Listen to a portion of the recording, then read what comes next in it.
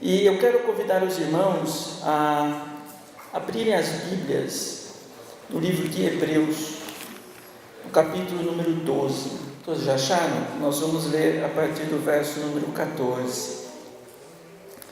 Diz assim o texto: segui a paz com todos e a santificação, sem a qual ninguém verá o Senhor, tendo cuidado de que ninguém se prive da graça de Deus, e de que nenhuma raiz de amargura brotando vos perturbe, e por elas muito se contamine. Amém? A condição necessária para nós vermos o Senhor é uma vida de santificação, é uma vida totalmente desligada das coisas deste mundo. Jesus disse assim, que se alguém quer ser inimigo dele, então seja amigo do mundo. A amizade do mundo constitui inimizade contra Deus. E aqui fala que para nós vermos a Deus é necessário santificação. Mas aqui no verso número 15, fala de algo muito sério. Fala assim: tendo cuidado de que ninguém se prive da graça de Deus, e de que nenhuma raiz de amargura brotando vos perturbe, e por ela muitos se contaminem. Raiz de amargura. Quando nós falamos de raiz é aquela parte da árvore que está debaixo da terra, mas na raiz que todos os nutrientes que vai chegar para a planta, vai chegar através da raiz. Se você pegar água e simplesmente jogar em cima das folhas, não deixar cair na raiz, ela vai secar, porque a água vai chegar naquelas folhas, através da raiz. E muitas vezes você pode até cortar uma árvore, passa um tempo, a raiz continua viva, ela começa a brotar novamente. E nós temos essa experiência aqui no inverno, quantas árvores se secam, quantas coisas simplesmente vemos que está tudo seco, duro, parece que até morreu a vegetação, mas a raiz está viva ali, o solo está protegido, o solo está úmido. Aí derrete-se a neve, começa a melhorar um pouquinho o tempo, aquelas folhas já caíram, aí começa tudo novamente. Então nós vemos que a raiz da árvore tem toda a sua importância, e sem contar que o que está segurando a árvore é a raiz que não deixa a árvore cair. E aqui fala sobre raiz de amargura. Raiz de amargura. Imagine um coração que sofreu algum trauma, alguma desilusão, alguma coisa aconteceu, isso fica guardado no coração. E muitas vezes essa pessoa pode passar algum tempo, falar, não, está tudo certo, está tudo perdoado, mas se aquilo ainda está dentro do coração, é como se fosse uma raiz que está lá, de tristeza, de dor, de angústia, e é questão de tempo, aquilo começa a brotar, e a pessoa vai o quê? Refletir aquilo que está lá dentro. A nossa boca, realmente, como está em Provérbios, diz assim: tal qual o homem pensa, tal qual ele fala. Nossa boca vai falar aquilo que o nosso coração está cheio. E se uma pessoa está cheia de amargura, está cheia de tristeza no coração, o que essa boca vai falar? Só besteira, só palavras de desânimo, não tem mais palavras de força, não tem mais nada. Só que tem algo muito sério em tudo isso daí. Em Provérbios 17, verso 22, diz assim: o coração alegre serve de bom remédio, mas o espírito abatido virá a secar os ossos. Olha como é sério. É interessante, às vezes você está doente, vai no médico, né? Vai na farmácia, compra um remédio, melhora, depois fica doente de novo, vai na farmácia e compra. E sempre, vamos colocar assim, o ser humano, ele entra nesse ciclo. E aqui fala de um remédio natural, não é homeopático, tá? É jesuspático. Ele diz assim, o coração alegre serve de bom remédio. E o que nós vamos ver aqui nesta noite é justamente o que acontece com o coração amargurado e com o coração alegre. Aqui diz assim que o coração alegre, ele serve de bom remédio. Agora o espírito abatido virá a secar os ossos. Traduzindo, se secar os ossos é enfermidade, são doenças, são males que vão alcançar esta pessoa pelo fato de estar com o espírito abatido. Não significa que nós nunca vamos poder ter tristeza. O crente não pode ter tristeza? Pode. Deus deixou esse sentimento de tristeza. Acontece uma coisa ruim, claro que eu vou ficar triste, mas eu não posso viver triste. É diferente. Estar triste e viver triste. Acontece uma coisa, você fica com raiva, mas eu não posso viver com raiva, viver com ira, viver.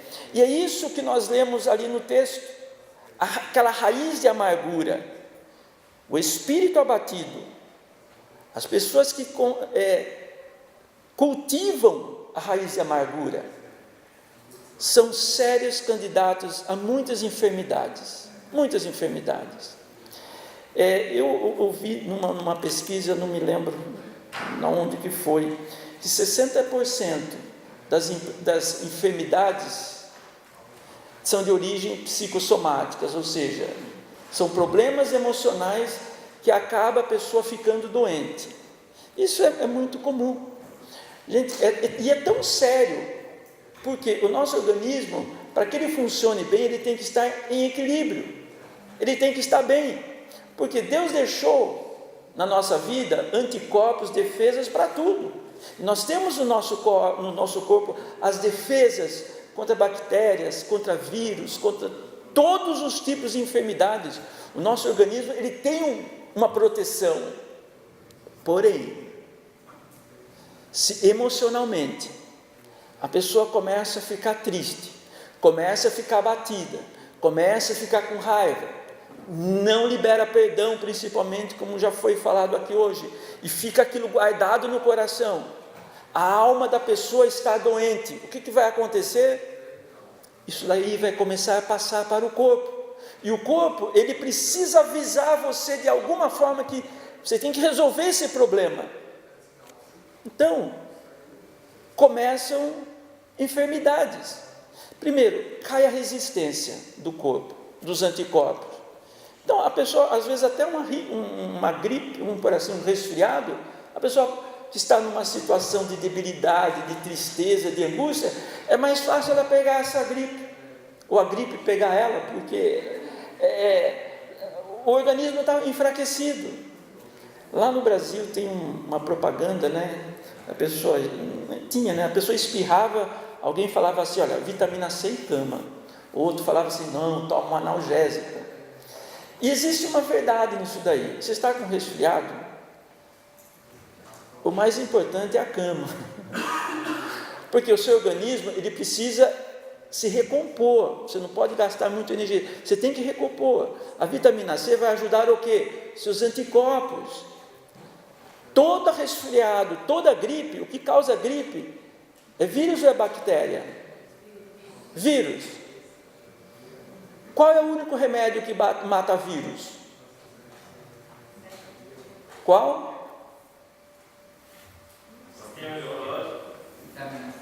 Os nossos anticorpos. Não existe um remédio que você matou o vírus. Não. A única coisa que vai destruir os vírus são as defesas que Deus deixou no nosso corpo. Então essas defesas vão identificar, o vírus da gripe tem esse formato, nosso organismo produz um formato exatamente o contrário daquele que vai lá e combate. E como ele está combatendo, nosso corpo vai esquentar, nós temos febre por conta disso daí.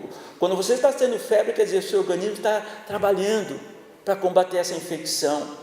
Mas veja bem, é o nosso organismo que está combatendo. No caso de bactérias, os antibióticos matam as bactérias mesmo. Mas quando uma enfermidade é de cunho viral, é o nosso organismo. E você tem que estar o quê? Bem. Se você estiver bem emocionalmente, o seu organismo vai ter mais forças para combater essas infecções. Conforme nós vimos aqui, quando diz assim: não permitindo, tenha cuidado que ninguém se prive da graça de Deus, e tem que nenhuma raiz de amargura brotando vos perturbe e contamine a muitos. Assim como um vírus contamina, sabe? Se uma pessoa espirrou perto de você, pense que aqueles vírus saem tudo voando, e você, mesmo que você prenda a respiração, grudou na parede lá do nariz. A hora que você respirou, mesmo que seja lá fora, gente, já entrou. E aí? Transmite isso daí, não transmite? Agora, se o seu organismo já teve esse tipo de gripe, ele já tem anticorpos prontos. Não, essa daqui não entra mais porque eu já tive. Já está preparado o anticorpo. Você não vai pegar. Ou, se o seu organismo estiver fortalecido, as defesas vêm e não vão permitir que você fique gripado. Mas passa. Agora, imagine uma pessoa também que está debilitada, coração triste, coração amargurado. Aí chega para um outro lá e começa a falar: não, porque meu coração está assim, e porque tal pessoa fez isso para mim, e vai falando. O que acontece? Se a pessoa que estiver ouvindo também estiver fraca, não estiver fortalecida, já vai dar ouvido, e vai pegar aquilo que a pessoa falou para ela mesma, e começa a remoer aquilo também, e vai passando isso daí. Sabe, é muito triste quando nós vemos essa situação de pessoas que estão sofrendo, porque tem que tomar uma atitude na vida. Muitas vezes, quando você vai no médico, ele vai dar um remédio, vamos supor, você está com dor de estômago, deixa eu dar um remédio lá para parar a dor. O problema não é parar a dor, o que está causando a dor de estômago? E esta é a mensagem que Deus tem colocado no meu coração para compartilhar esta noite. O que está causando a enfermidade? O que está causando o problema? Se essa enfermidade ela é de cunho, como nós vemos aqui nessa palavra, se algo que está lá dentro do coração, pode orar para Deus curar, pode fazer a campanha que for, pode ir no médico, o médico ele dá um remédio. O que é remédio? Hein? O verbo remediar, o que significa?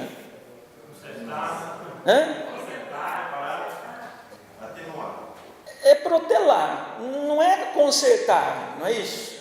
Não é eliminar, isso aqui elimina o problema, é um remédio para esse problema. Eu não sei se no alemão tem essa mesma conotação, mas remediar é algo que você está dando uma ajeitada, não é que resolveu o problema. Uma ajeitada no momento. E porque o problema é o que está causando. O que está causando o problema? O que está causando essa enfermidade? Por que ora-se e muitas vezes a enfermidade não vai embora? Bem, é importante parar e perguntar o porquê que as coisas estão acontecendo. Uma vez eu ouvi alguém dizer que a gente não tem que perguntar o porquê, mas para quê? Mas pergunta o porquê também, tá? Sabe por quê? Deus pode revelar aquilo que está oculto, qual é a causa dessa enfermidade. Isso é tão sério. Nós estamos fazendo o encontro, o curso para sobre casamento, e nós vimos que teve um dia, no reinado do rei Davi, uma fome, uma seca, 1 ano, 2 anos sem chover. E por quê? Ele foi perguntar, mas Deus, por que não está chovendo? Aí Deus falou, sabe por quê?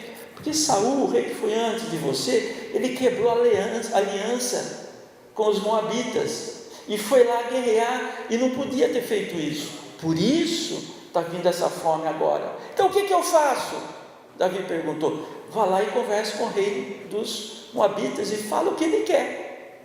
Está vendo? Existia uma causa, então não adianta você ficar orando, Deus, resolve esse problema, abre essa porta, muda essa situação, espera um pouco, o que está causando? Se você descobrir o que está causando, e esse é o motivo da palavra nesta noite, a enfermidade, ela pode sumir sim, a porta que estava trancada até agora, pode ser aberta, porque você vai descobrir o que causou fechar a porta, o que causou essa enfermidade, o que causou isso daí. Existem até as enfermidades, eu digo assim, totalmente de cunho emocional, que é alguma coisa que aconteceu, que a pessoa liga lá com aquela situação e começa a ficar enferma. Aí vai lá no psicólogo, o psicólogo conversa e descobre, não, é que você estava pensando nisso, por isso que você está doente aqui. Então é importante nós vermos o que está acontecendo. Mas, irmãos, alguém já ouviu alguém falar assim, eu sou nervosa mesmo, eu sou nervoso, meu jeito é assim. Eu já ouvi, e como é triste, o que eu observo, as pessoas que são nervosas, sabe, pessoas que são nervosas, são pessoas doentes, são pessoas enfermas. Eu não conheço uma pessoa que é nervosa, que tenha uma saúde boa. Sempre alguma coisa está ruim. Primeiro, as pessoas nervosas não conseguem dormir, começa por aí, então já tem que tomar um remédio para dormir. Aí depois dorme muito, precisa de um remédio para acordar, porque do outro dia não funciona. E você vai falar com essas pessoas, as pessoas sempre estão amarguradas, não perdoam, estão com raiva de um, com raiva de outro. E eu já fui falar com pessoas assim, eu ouvi isso, olha, eu sou desse jeito e acabou, eu sou.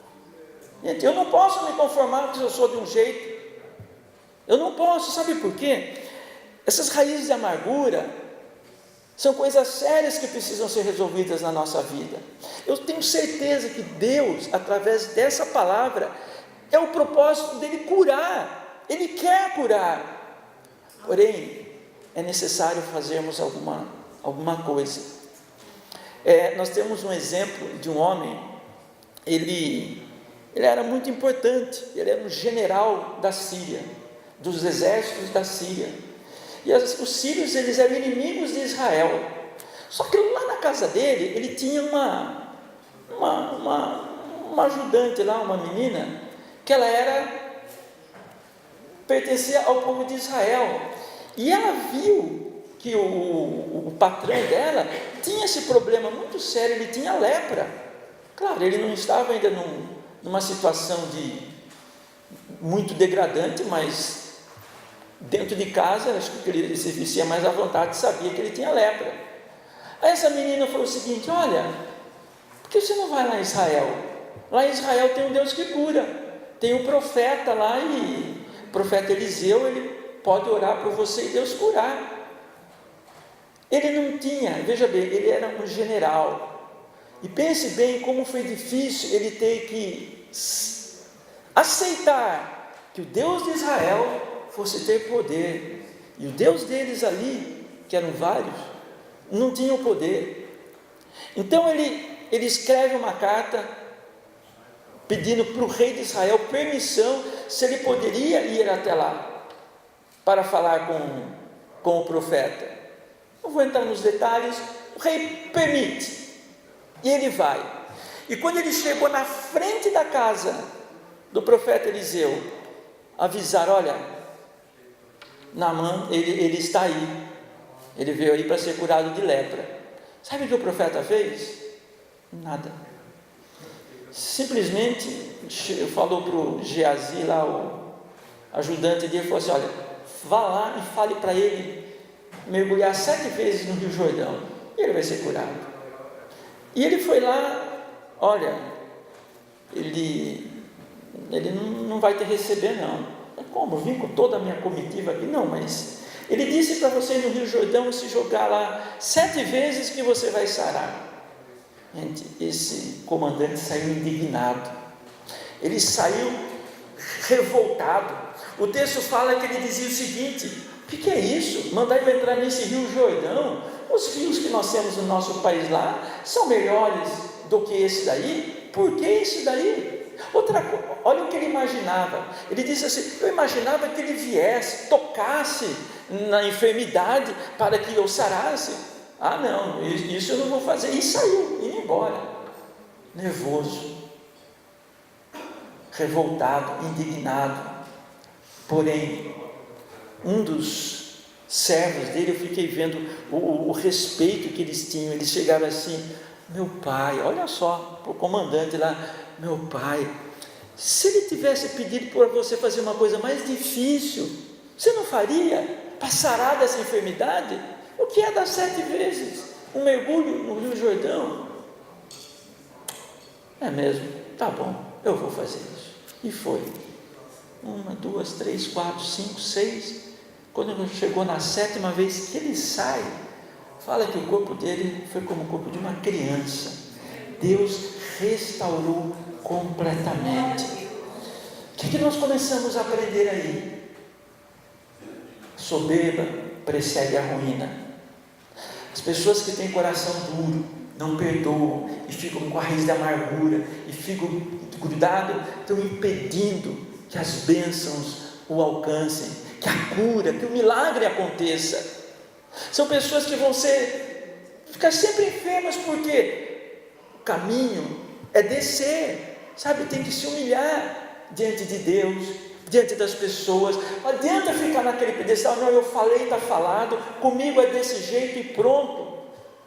Então pronto, fica assim, com raiz de amargura e contaminando outras pessoas. Não. Naamã, ele foi curado da lepra. Sabe por quê? Porque ele se humilhou a primeira vez, aceitando ir até o profeta. Mas depois, embora no começo ele não quis, ele deu ouvidos ao que o profeta mandou ele fazer. E no Novo Testamento nós vemos uma história igualzinha, só que totalmente diferente, tá? Mas era da mesma região. Veio uma mulher lá, ela era grega, de origem síria e fenícia, e era meu parente desse Naamã. E quando ela chega para Jesus: Jesus, tenha misericórdia, a minha filha, ela está assim miseravelmente endemoniada. Só que ela era grega, ela não pertencia ao povo de Israel. E Jesus chega para ela e falou: mulher, eu não fui chamado, eu fui chamado para as ovelhas perdidas de Israel. Você é uma estrangeira aqui, eu não posso. E seguiu andando. Mas ela insistiu: mas tenha misericórdia da minha filha. Mas Jesus fala assim: olha, não é bom pegar o pão dos filhos e deitar aos cachorrinhos. Fale isso com uma pessoa soberba, nervosa. O que ia falar? Está me chamando de cachorro? Hein? Não é isso? Ali já ia fechar o tema. O que é isso? Eu chego para Jesus, que cura, ele me trata desse jeito, é racista, só porque eu sou grego e não quis me atender. Não, sabe o que essa mulher disse? Mas Senhor, os cachorrinhos também comem das migalhas que caem da mesa dos seus donos. O que ela mostrou aí? Humildade. Olha, quando ela falou aquilo, Jesus disse assim: olha, grande é a tua fé, vai em paz, tua filha já está curada. Aleluia! Irmãos, a humildade, nós vemos que é o segredo dos grandes milagres. Ele resiste o soberbo, mas Ele dá graça aos humildes. O Senhor, Ele quer operar milagres, mas não é, Ele quer operar, mas o problema é que a nossa arrogância, a nossa soberba impede o agir dele, porque Ele é justo, e Ele quer o quê? Ele quer curar, Ele quer operar o milagre, mas uma coisa está em nós fazermos. Primeiro, eu tenho que me livrar de toda raiz de amargura, eu não posso. Agora, como que eu vou me livrar dessa raiz de amargura?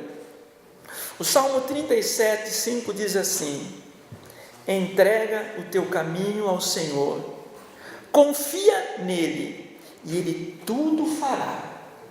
Então, como? Mas tal pessoa fez algo, e por causa dessa pessoa eu perdi o meu emprego.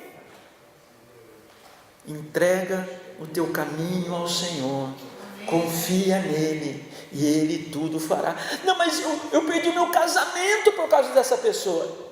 Entrega o teu caminho ao Senhor.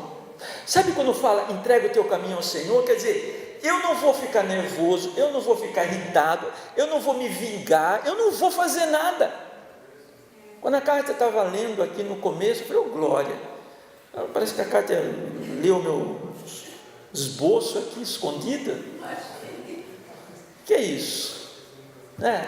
Mas é que é o mesmo Espírito. Deus queria falar isso nesta noite, sabe? Eu não posso dar lugar à minha ira para resolver as coisas, mas eu coloco para que o Senhor resolva. Se eu coloco para que Ele resolva, o que significa? Quem é que vai ficar nervoso? Eu ou Deus? Hein? Bem, como Deus não fica nervoso, eu não vou ficar. Eu estou tirando isso da minha mão, eu estou tirando. O que adianta eu ficar com aquela carga? Interessante, quando algo acontece, cada um que fica nervoso tem uma reação, não é isso? Eu vejo um vermelho, aqui um fogo assim, nossa, o olho já, eu olho assim, por que você está me olhando com esses olhos? Eu falei, que olhos? É os óculos. Não são os óculos, são os seus olhos. Sabe, é um olhar de ira. Aí eu tenho que contar até 1 bilhão para isso abaixar. Eu não posso dar lugar, porque olha o que está escrito: na ira do homem não opera a justiça de Deus. Mas eu não posso ficar com essa raiz de amargura. Mas como que eu não vou ficar então? Eu vou entregar ao Senhor, vou mergulhar no Jordão. Eu tenho que mergulhar no Jordão, eu tenho que me humilhar, eu tenho que abaixar. Não adianta eu ficar lá, peito levantado, não é isso? Como diz cantando de gala, não. Sabe, fica aquele peitão levantado assim para conversar. Tem pessoas que vai conversar, a pessoa está tudo assim, está com escudo, faca, revólver, a pessoa está toda armada, e não é. Desarma, tira as armas da sua mão, entrega o teu caminho ao Senhor. Agora, o problema é que nós entregamos e queremos que o Senhor já vá e fulmine aquela pessoa, não é isso? Na mesma hora que cai um raio na cabeça, você fica olhando para o céu, vai cair o raio, e fica ali torcendo.